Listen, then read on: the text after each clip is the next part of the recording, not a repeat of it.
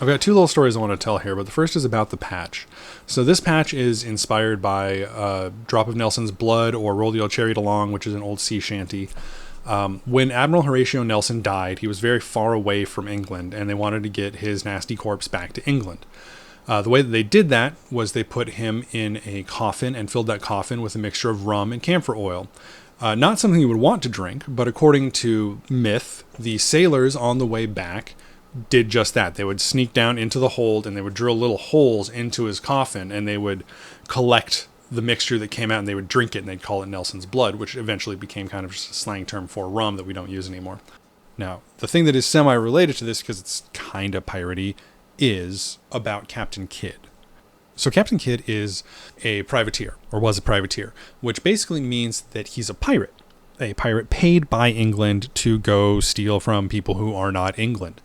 And according to England, he at some point just went full pirate and stole from ship or ships that were friendly to England. Eventually, he was on the run and he goes back home to New York and he gets captured and he gets brought back to England where he's hung twice because the rope broke the first time, which is something you would hope doesn't happen a lot, but it seemed to happen more than you would want it to.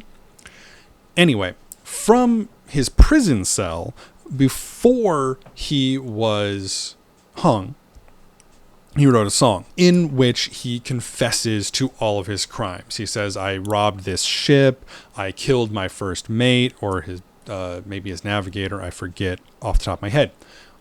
But it was a very big deal. It's a very popular song. You can still go listen to it.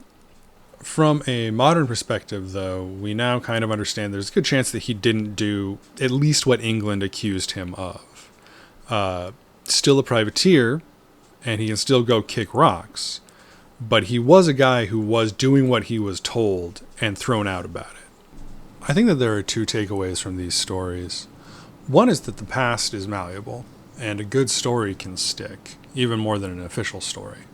The second is that the past doesn't go anywhere. The people doing the work of Empire now will be betrayed by Empire, just as the people doing the work of Empire then were betrayed.